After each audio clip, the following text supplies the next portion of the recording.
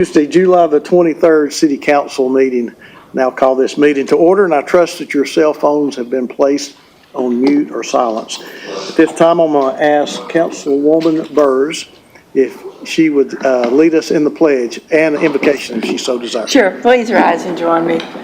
I pledge allegiance to the flag of the United States of America and to the republic for which it stands, one nation, under God, indivisible, with liberty and justice for all.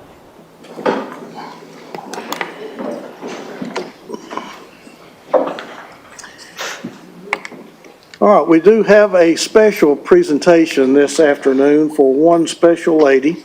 I want to ask the chief if he'd come, and I think you and Councilwoman Burrs both have a proclamation they'd like to read. We do. So this is a day that has been long in the making. It's a day that the administration is very, very sad. But one of our own, who has been a longtime member of the City of Chattanooga government prior to this administration and spanning multiple administrations, she says that she's leaving us. And so It's not going to last. Mayor Kelly has a proclamation that we would like to read, and then I know that Councilwoman Burrs, as our Budget and Finance Committee Chair, also has a proclamation on behalf of the City Council to read. So I would ask Ms. Vicki Haley to come up so that we can properly embarrass her. So we wanted to present you with these. Thank you. Yes. And then I will read the proclamation from the mayor, and then will be followed by Councilwoman Burrs. So whereas on the 23rd day of July 2024, we recognize this day as Vicki Haley Day in Chattanooga, Tennessee. And whereas Vicki Haley has served the city of Chattanooga with unwavering dedication since March of 1993, in various administrative capacities, demonstrating her steadfast commitment to the city and its employees. And whereas she began her distinguished career as an accountant in 1993, transitioning to senior accountant in 2003, and retiring as Deputy Chief Finance Officer, a position she held with distinction from 2006 until 2017. Her thoughtful and steady guidance during this tenure was a cornerstone of the city's financial stability and growth. Whereas from January 2018 until April 2018, Vicki returned to the city of Chattanooga as the interim Human Resources Director. From October 2019 to June 2021, Vicki took on the role of interim purchasing agent, where she skillfully managed and improved the city's procurement processes, ensuring efficiency and transparency. And whereas Vicki returned to her role as Deputy Chief Finance Officer in September 2021 through November 2022, transitioned to the interim Chief Financial Officer from December 2022 until February 2024, and ended her prestigious career as interim Deputy Chief Finance Officer in July 2024. She continued to invest in the employees she worked alongside, fostering a supportive and collaborative environment. Her unwavering dedication to her team and the city have been exemplary, inspiring those around her to strive for excellence. And whereas Vicki's unique talents, analytical skills, and dedication to the city of Chattanooga cannot be duplicated, her contributions have left an indelible mark on the city, and her investment in the growth and development of this city's employees has significantly contributed to the city's success. Now, therefore, Tim Kelly, Mayor of the City of Chattanooga, do hereby proclaim July 23rd, 2024 as Vicki Haley Day. Thank you.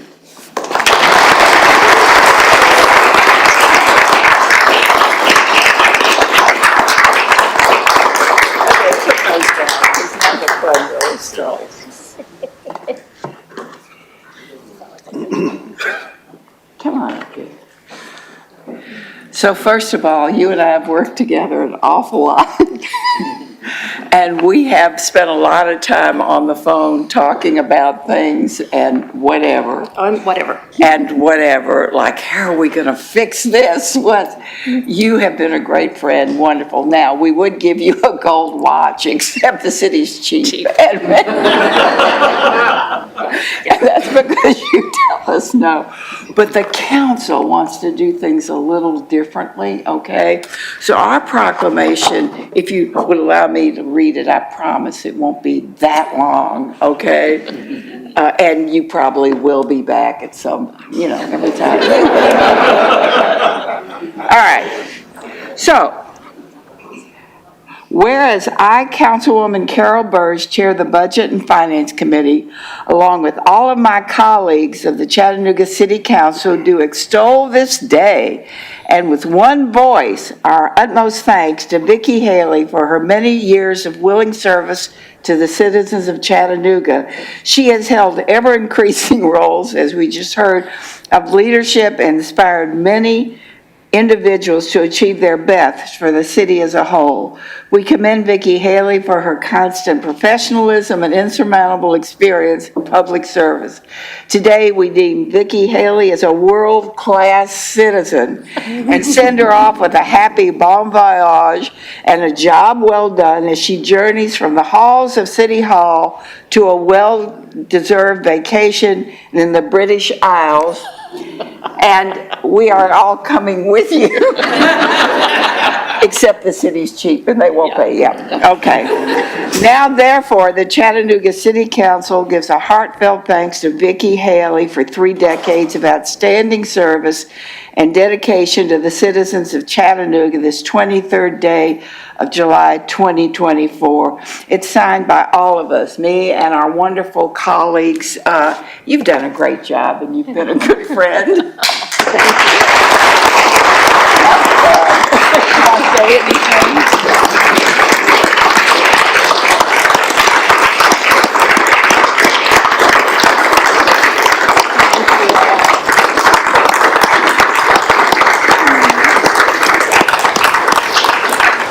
It's impossible to live up to all of this, but I do have to say there's a lot of folks in here. I've learned the hard way that you really have to depend on a huge supporting cast of folks who show up day in and day out and get the work done when nobody sees what they're doing. And you all have made my life, and I appreciate you so much. Thank you.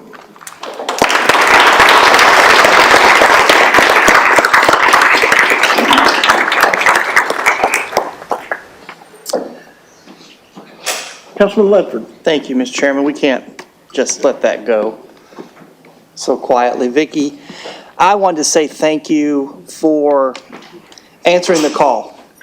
There was a time when I know you retired the first time.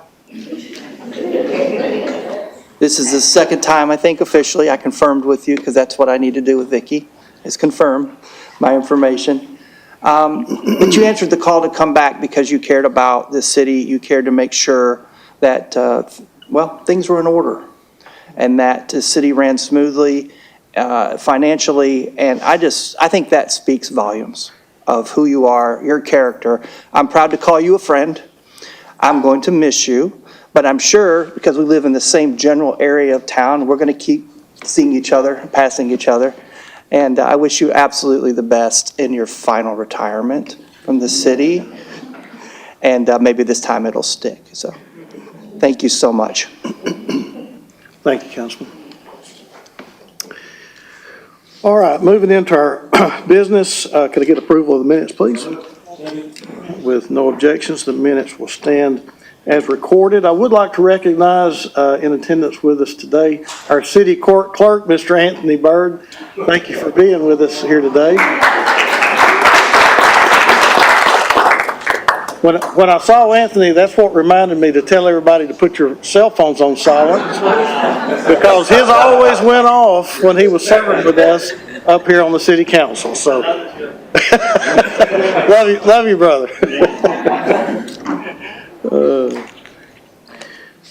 All right, one programming note for this afternoon. We will not take recess as we accustom and normally do.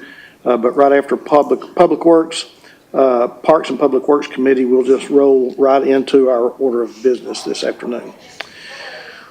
All right, moving into our agenda, looking at this week's agenda.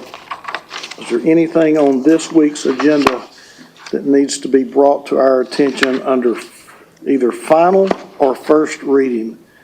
We just have a couple of items for this week. All right, under resolutions, anything under resolutions that needs to be brought before our attention?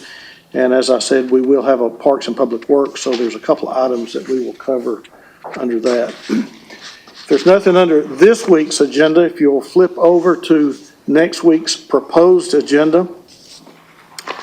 Here again, just a couple, one item under final reading. We do have a couple of items under first reading. Anything under first reading that needs to be brought to our attention at this time? Okay. Moving then into resolutions, anything under next week's proposed agenda that needs to be brought to our attention under resolutions. And Councilwoman Burrs, I noticed 9B, we talked a little bit about this last week, about transferring the deed over to, or surplusing the airport inn, the old airport inn. Are we ready to go with that item? No, sir, I can't say that we are yet. The meeting isn't happening with the folks until Friday, as I said last week. I've not seen the agreement. I've not met with the applicant. So there's a lot of missing information, so I can't say we're ready to go yet. Just like I said last week, we still have the meeting on Friday. Okay. Chief, I don't know if you want to answer this or,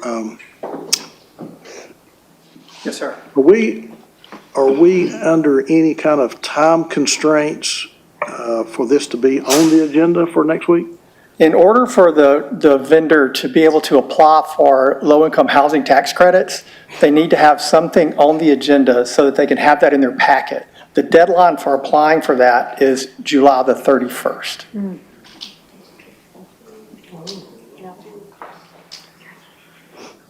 Now, if there was a need to push it out, then I would check with them to see what kind of impact that would have on their application, if at all, any.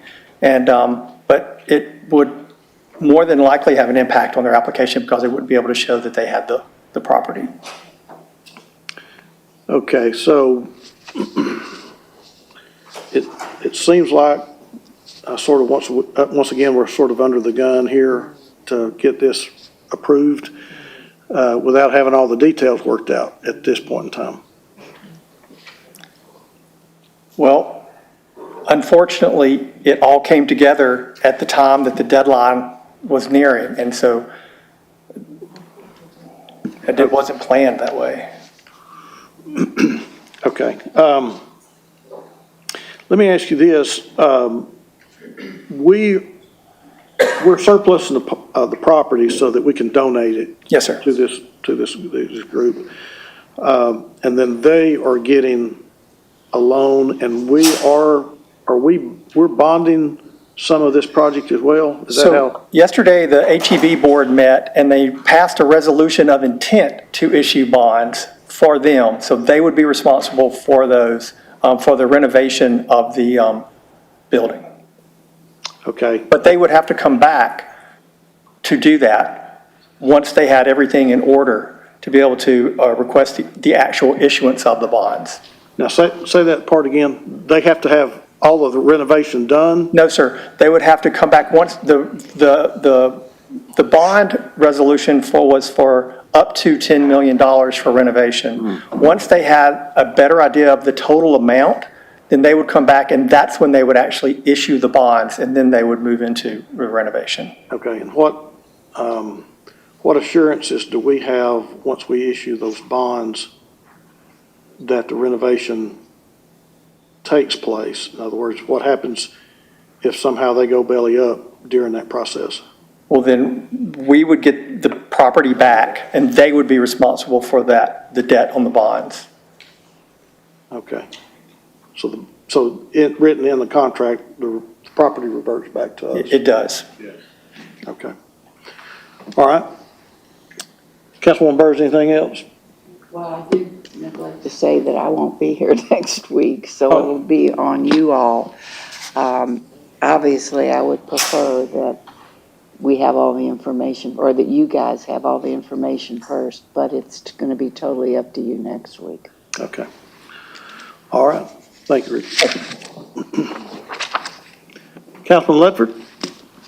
Chairman, may I direct a question to Councilwoman Burrs? Sure. If, I understand you have a planned absence next week, how in the world are we supposed to know what the community had to say or the feedback from that in time to make a decision? That's a little bit rhetorical. I don't know how we can. This community meeting, and we've gone through this process before, and it was not pretty. And I think that looks like it's going down the same path. I'm very interested to hear what the community has to say. And I think that's it is for me to make a decision. So, Richard, once you meet with the community on Friday, and obviously Councilwoman Burrs is not going to be here next Tuesday, how will the meeting, how will the understanding, the agreement be conveyed to this council? So, well, we'll have the developer here next week. They'll be able to answer any questions that council may have, if you have any.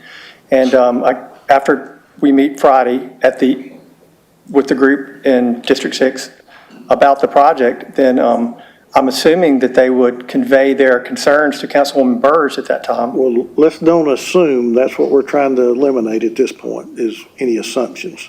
That's the reason I want to know how will the meeting terms of agreement be conveyed to this council? Will you give us a report? I can, yes, sir. And I will say too that the only thing that's changed in this from the last time we're looking at donating the property is the vendor. The same commitment to the community that we guaranteed the last time is in the agreement, in the donation agreement. Okay. Councilman Ledford, any follow-up to that? No, I'm not touching it. You're not? Okay. Mr. Attorney, you got your hand up. Yeah, I guess the only other thing, there was a public notice that was issued before the Health, Education, and Housing Facility Board met yesterday. It gave an opportunity for people to submit anything in writing or to appear yesterday. And there was one person that appeared, that was all yesterday, and there were no submissions in writing. So there was at least a public notice as required by federal law for a TEPFRA hearing in connection with a bond issuance. So. Okay. All right. Thanks. Thank you, Richard. All right, council, I think that concludes next week's proposed agenda. If you would take a look at your purchasing items for this week, let me know if you have any comments or concerns concerning any of the purchase items for this week. I think there are 4 for your consideration this afternoon. If not, look into our 3-week future considerations. There's only a couple of items on that. It looks like in about 3 weeks, we're going to have another short agenda, unless things change between now and then. All right, I'm seeing no comments or questions, so at this time, I'm going to turn the chair over to Councilman Hester for our Parks and Public Works Committee. Thank you, Chair. Welcome to Parks and Public Works Committee. Can we accept the minutes? Madam Clerk. 8A, please. An ordinance closing and abandoning the unopened right-of-way in the unopened 300 block of East Manning Street as detailed on the attached map, subject to certain conditions. I see no hands. 9G and H, please. A resolution authorizing the administrator for the Department of Public Works to award contract number R24004-201 Warner Park Pool Liner Replacement to DWR Aquatics, Inc. of Monroe, Tennessee, in the amount of $431,866 with a contingency in the amount of $19,000 for a total amount of $450,866. A resolution authorizing the administrator for the Department of Public Works to award contract number F24003-201, Fire Administration Roof Replacement to Tri-State Roofing Contractors LLC of Chattanooga, Tennessee, in the amount of $115,592, with a contingency in the amount of $11,600, for a total amount of $127,192. Thank you. I see no hands. Ordinance on the first reading, A, J, and K, please. An ordinance closing and abandoning the unopened right-of-way in the west side row of the 1700 block of Joiners Road as detailed on the attached map, subject to certain conditions. J, a resolution authorizing the administrator for the Department of Public Works to authorize execution of change order with Santec Consulting Services to provide engineering services for contract number T-22007101, Hamill Road Slope Stabilization Project to include the design of slope stabilization solution, permitting services and bidding of construction services in the amount of $82,600. K, a resolution authorizing the administrator for the Department of Public Works to authorize change order number 1 for Robert Roberts, LLC of Chattanooga, Tennessee, for the new fire station number 15, contract number F18001-201 in the amount of $263,660.97 for a total amount of $4,520,869.47. Thank you. Councilman Smith. Thank you, Mr. Chair. A comment and a question on item J. Comment, first and foremost, is thank you very much to the administration and Public Works. It's probably been 3, 4, maybe even more years since we looked at this problem seriously, so thank you very much for getting this back on the agenda and getting it moving. The question is just, do we have a timeline as to when providing this passes, when this work will begin to do the analysis? Anybody? Here it comes, Ross. You can yell from there if you want. I just need a timeline. I don't have one, but I'll send one to you. That'd be great. Yeah, no problem. Thank you, Chair. You good? Okay. That was as fast as 5 minutes for Parks and Public Works. Thank you, Ross. Thank you to Scott and Martin, all the good people, Parks and Public Works. We're gonna move the agenda. Thank you. Chair. Efficient work, Mr. Chairman. All right, moving now into our order of business. Madam Clerk, you ready? Yes. All right, 7A, please. An ordinance to amend Chattanooga City Code, Part 2, Chapter 38 zoning ordinance so as to amend condition number 4 by adding a new condition and lifting original condition number 1 for ordinance number 13132, a previous case number 2016-0165 for property located at 6684 East Brainerd Road, subject to certain conditions. Councilwoman Burrs. Move approval. All right, we have a motion on the floor to approve item 7A with a proper second. Any questions or comments before we vote? All in favor, aye. Aye. Any opposed, no? So moved. Madam Clerk, with no objections, let's take 7B and C together as a group. Item B, an ordinance to adopt Chattanooga City Code, Part 2, Chapter 38 zoning ordinance. Item C, an ordinance to adopt Chattanooga City Code, Part 2, Chapter 38 zoning ordinance. The proposed zoning ordinance requires certain building materials to be restricted in the construction of buildings. Notification per Tennessee Code annotated, Section 68-120, 101B7A4. Councilman Ledford.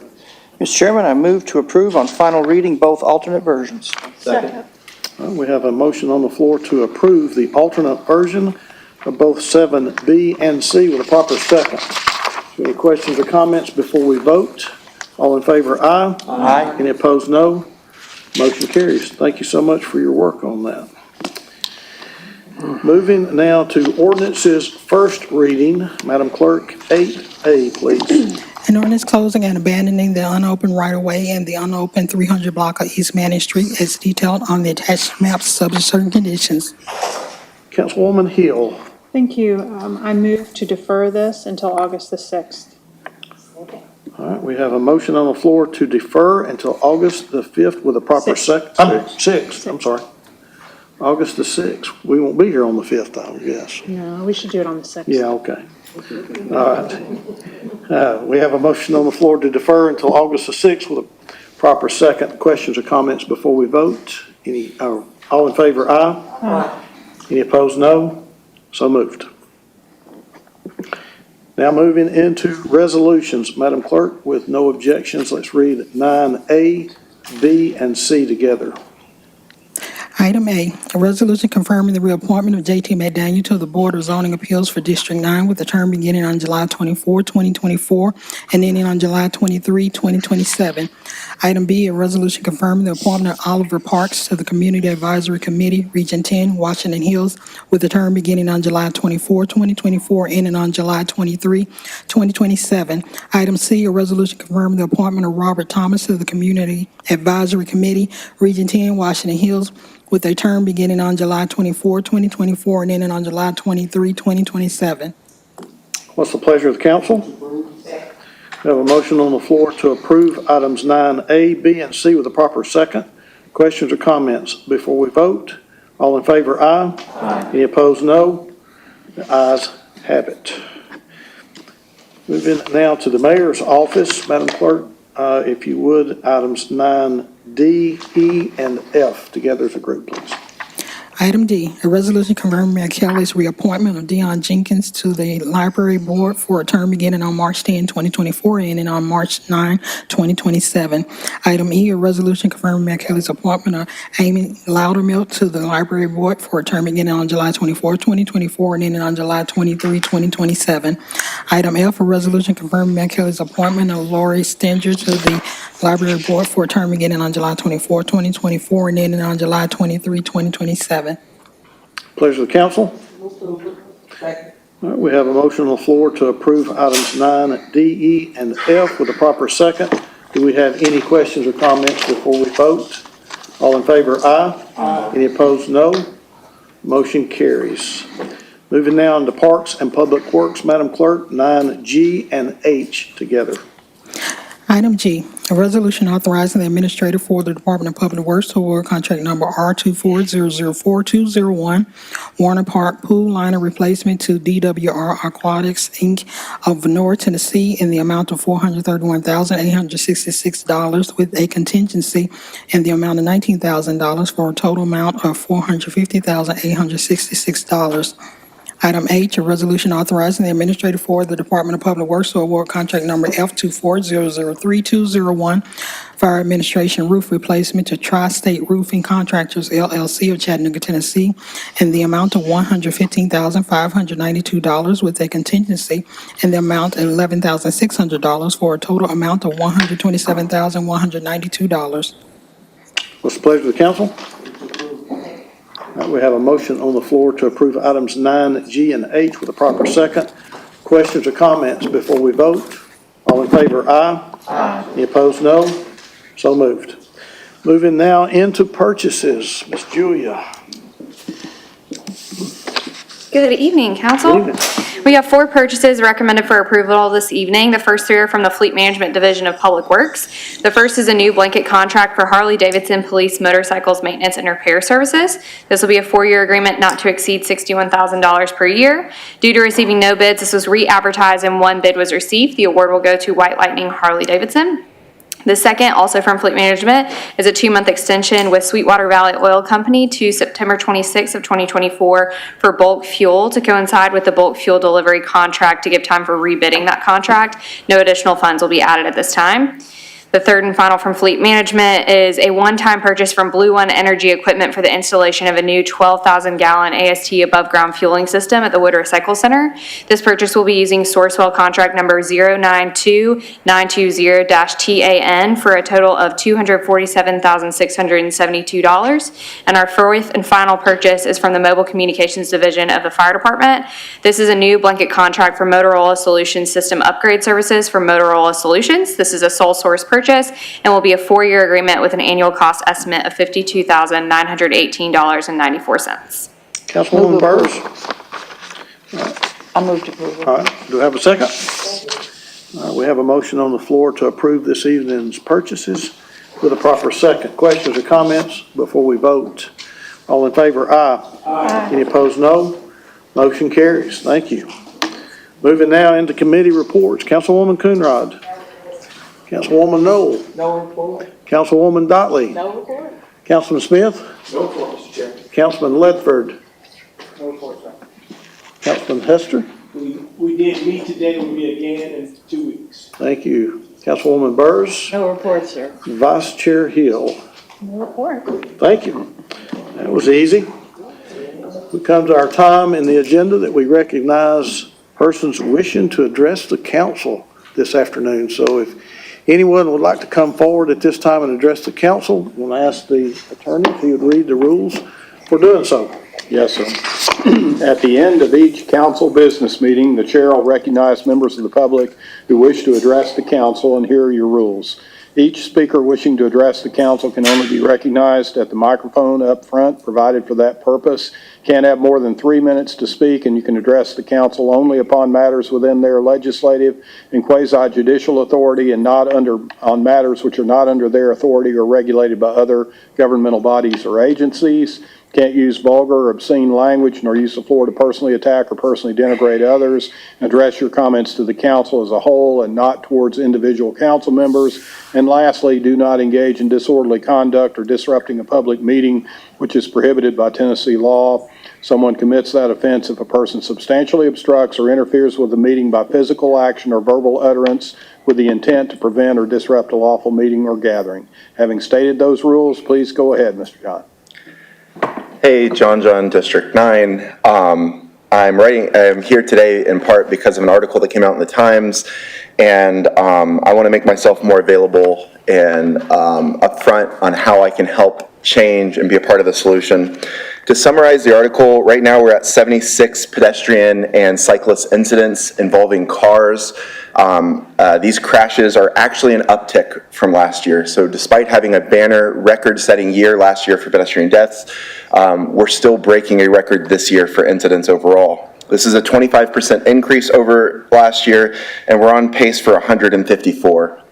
In the article, it featured someone who was hit in a crosswalk on Cherokee, an extension of Fraser, and when she was at the hospital with her broken legs and injured pelvis, someone in her hospital room said, "Welcome to the club." It's something that is all too familiar, and in the article, it is mentioned that fixing this is a top priority. And so first, I want to applaud all of you for helping allocate $500,000 towards pedestrian safety.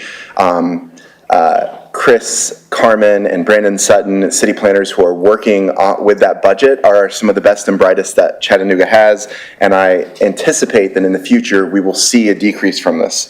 However, a top priority is inadequate when the speed of change is slow.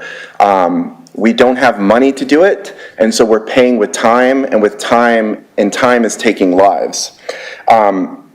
So I emailed all of you about some possible solutions, and one of which I'm working on would be something that helps get private money in districts to help identify challenging and problem areas to help you all. So if that's something you're interested in, I should have announcements on that coming in the near future, but I want to work to help make each and every one of your districts safer and lead a group and a coalition in whatever way I can. Thank you so much. We do have a number of boards that you could serve on. I would be happy to. I'm currently a part of the multimodal committee, and we meet and often see plans, and this sort of tactical intervention that I'm hoping to see show up here is something that other cities have used quite effectively as well. Thank you. Yeah, thank you. Good afternoon, Council. Josh Branham. I'm sorry? I said good afternoon. Oh, good afternoon, sorry. You do want a response to that. Wow, okay, great. Josh Branham, Governmental Affairs Director for Greater Chattanooga Realtors. We represent all 2,700 realtors in the Greater Chattanooga area. And before we started today, I was delayed a week from a conference, but you all have the June housing data for the city of Chattanooga there to look at. The thumbnail portion of that is that median sales prices went up a little bit. Inventory also went up. And so there's that. So always a resource for you all. But Mainly had a couple things with that. If you all are interested in housing data for specific zip codes, that's something that through our multiple listing service we are able to provide. So if you all are interested in a breakdown of any individual area, just let me know. I'd be happy to get with our MLS director and get that to you all. Two announcements. The first one is that I also emailed you all. Next Wednesday, a week from today, is the deadline for our placemaking grant from Greater Chattanooga Realtors. It is $25,000, up to $25,000 that we provide for a project to help make an area better, make it a destination. But the only stipulation is that it has to be on public land and be accessible at most times. So there's that. It's in the email I gave you, but it's at our website, gcar.net.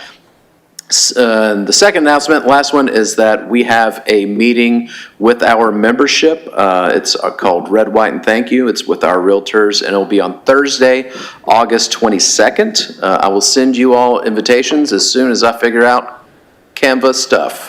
But you will have a paper invitation forthcoming, so that is on Thursday, August 22nd. And as always, thank you all for what you do. Thanks. Thank you. There is a great example of what can be done with the placemaking grant in District 1. That's pollinator garden. Yes, the Hill City. The Hill City Pollinator Garden was the most recent recipient of our placemaking grant. We previously, in Councilman Ledford's district, funded some sunshades for the pickleball court. Before that, we funded Lookout Mountain Conservancy, a new trailhead there. So that's just one way that our members are looking to give back to the community that they work in. Wow. So next week, deadline. Okay.